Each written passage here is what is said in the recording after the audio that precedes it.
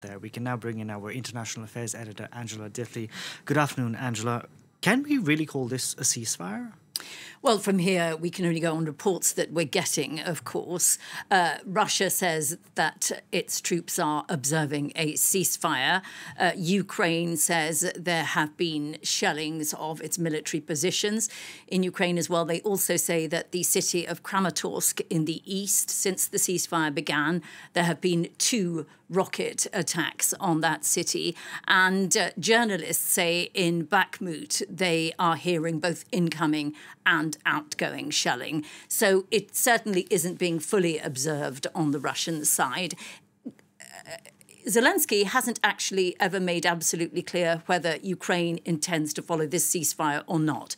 Beforehand, he said it was a cynical trap.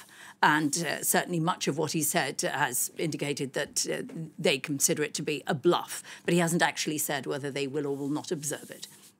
Given that the Ukrainians have flat out rejected the offer for a ceasefire, I find it surprising that Zelensky wouldn't want to build on this 36 hours for something larger, for a larger peace. Well, Zelensky and most military experts feel that Russia has much more to gain from a pause in fighting than Ukraine does. It will allow it to regroup, to get equipment and fighters to key positions. And Russia has far more interest in declaring some sort of pause.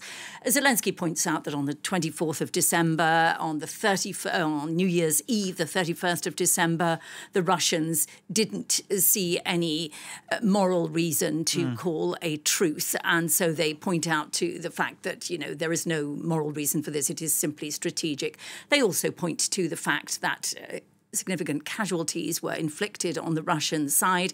Perhaps Putin doesn't want that sort of a figure on an important national holiday or important religious holiday. He's also, Putin, keen to stay aligned with Patriarch Kirill, who is very keen to echo Putin's line as well. The two of them work very much in a partnership, and Kirill, the patriarch of the Russian Orthodox Church, has often said that the Russian aggression in Ukraine is to purge it of Nazis and to hold the line against bankrupt moral ideologies from the West. And so there are very many reasons why Putin might think it useful to hold a temporary truce. That is the way that Zelensky is seeing this. He says we're not falling into this trap. That's what the US president we just heard there, Joe Biden, said Putin needs some oxygen. Talk us through some developments we've seen over the past 36 hours or so. Yeah, one interesting development is a trainload of equipment and some fighters going to Belarus.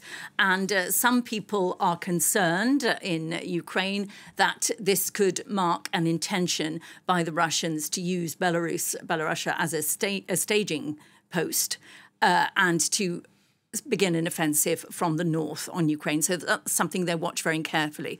Otherwise, the West is upping its sending of arms to Ukraine. Yesterday, we saw Emmanuel Macron announce 10 AMX, the AMX-10 hybrid, halfway between a tank and an armoured vehicle. They're going to Ukraine. That was very important because it spurred the Germans to also announce 40 Marder, again, armoured vehicles to go to Ukraine within a few weeks.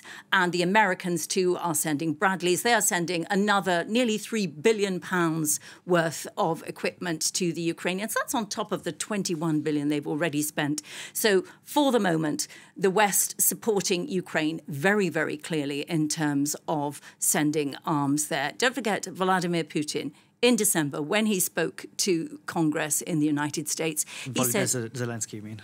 Volodymyr Zelensky, the Ukrainian president, when he went to Congress in December, he said to Congress, this is not charity sending weapons to Ukraine. This is an investment in global security. And that is how he is framing this. Clearly, the West not even buying into that 36-hour truce from Vladimir Putin, that offer for a truce. Thank you very much for that, Angela Diffley there.